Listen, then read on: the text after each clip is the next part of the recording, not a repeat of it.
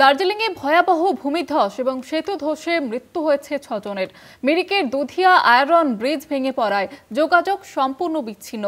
দার্জিলিং সহ উত্তরবঙ্গের 5 জেলায় রেড অ্যালার্ট জারি করা হয়েছে। সোমবার সকাল পর্যন্ত প্রবল বৃষ্টির পূর্বাভাস দিয়েছে আবহাওয়া দপ্তর এবং যে পরিস্থিতি তৈরি হয়েছে কার্যত বিপর্যস্ত পরিস্থিতি উত্তরবঙ্গে। ভয়াবহ পরিস্থিতি উত্তরবঙ্গে দার্জিলিং সহ 5 জেলায় রেড অ্যালার্ট জারি করা হয়েছে। সোমবার সকাল পর্যন্ত প্রবল বৃষ্টির পূর্বাভাস এবং যেমনটা জানা যাচ্ছে যে ভূমিধস এবং সেতু ধসে মৃত্যু হয়েছে অন্তত 6 জনের। মিরিকের দুধিয়া আয়রন ব্রিজ ভেঙে পড়ায় যোগাযোগ কিন্তু সম্পূর্ণরূপে বিচ্ছিন্ন।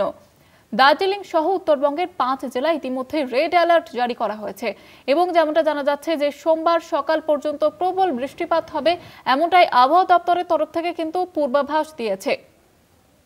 দার্জিলিংয়ে ভয়াবহ ভূমিধস এবং সেতু ধসে 6 জনের মৃত্যু হয়েছে এখনো পর্যন্ত। মিরিকের দুধিয়া আয়রন ব্রিজ ভেঙে পড়ায় যোগাযোগ সম্পূর্ণ বিচ্ছিন্ন।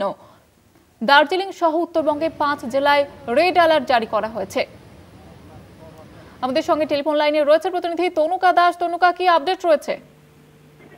হ্যাঁ দেখো, টানা বৃষ্টির জেরে দার্জিলিং সহ উত্তরবঙ্গের পাহাড়ি এলাকায় তৈরি হয়েছে ভয়াবহ পরিস্থিতি। প্রবল বৃষ্টিতে সৃষ্টি ভূমিধস এবং সেতু ধসের ঘটনা এখনো পর্যন্ত অন্তত 6 জনের মৃত্যুর খবর মিলেছে। তবে মিরিকের দুধিয়া আয়রন ব্রিজ ভেঙে পড়ায় মিরিক ও কার্শিয়াং এর যোগাযোগ পুরোপুরি বিচ্ছিন্ন হয়েছে।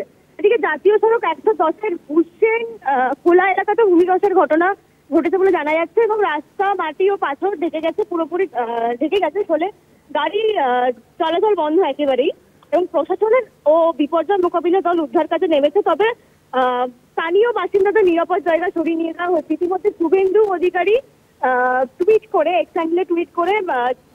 এটি পোস্ট করেছে এবং কৃতজ্ঞতা জানিয়েছেন যারা এখনো পর্যন্ত আটকে আছে, যাচ্ছে পর্যটকরা এখনো পর্যন্ত আটকে আছে এবং এমন আরো জানাচ্ছে যে মৃতের সংখ্যা পরে আরো বাড়তে পারে। ধন্যবাদ জানাবো তনুকা।